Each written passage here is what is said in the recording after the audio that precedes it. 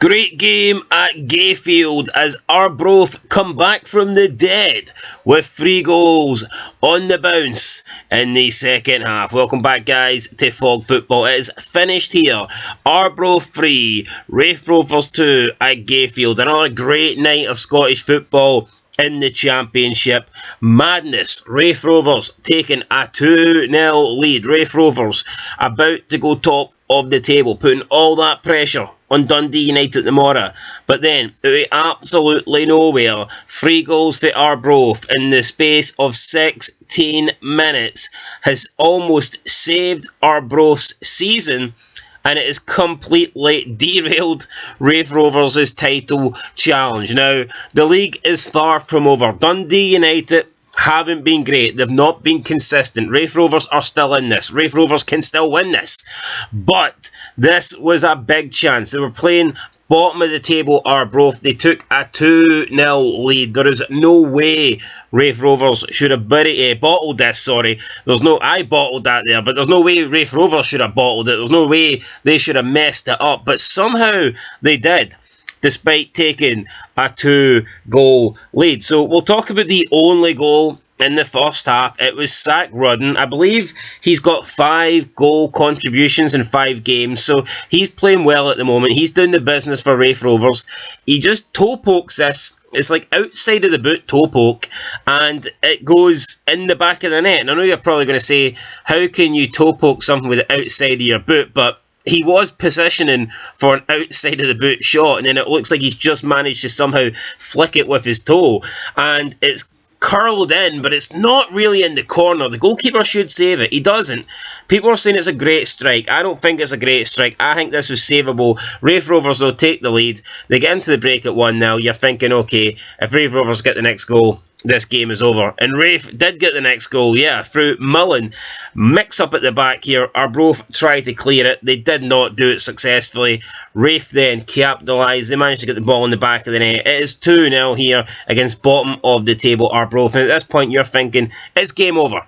This is done. It is finished. But no, Jay Bird, what a goal just after the hour mark. Great strike, great goal. Goal of the game for sure. In the back of the net.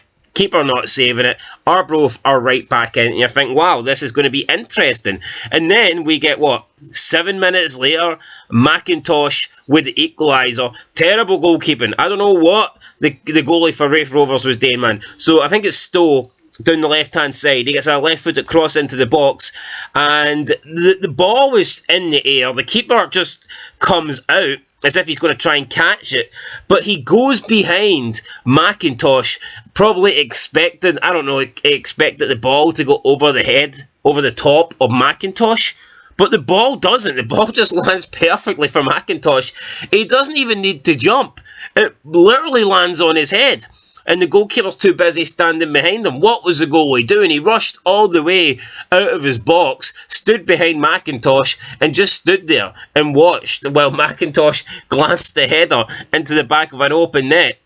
And then he fell to his knees as if he wanted to be sick. It looked like he just ate a dodgy kebab and he wanted to plant his ass onto the toilet seat, or in this case, the pitch, because that's exactly what he did. The goal goes in and he just falls to his knees, sits there, starts punching the ground. Don't know who he's trying to blame. He's only got himself to blame. And then speaking of dodgy, the final goal, it's an assist from Teal, but I think you've got to be very generous. I mean, yeah, it is an assist, but you've got to be generous if you're going to really give him this one, because he takes a shot, he mishits it, he scuffs it, the shot goes well wide of the target, but it actually turns out to be a great pass. It lands at the feet of Stowe, who set up the second goal, and he calmly, just first time, strikes it into the back. Well, no, he takes a touch, obviously, then strikes it into the back of the net, past the goalkeeper from probably about 7-8 yards out, maybe 9 yards out.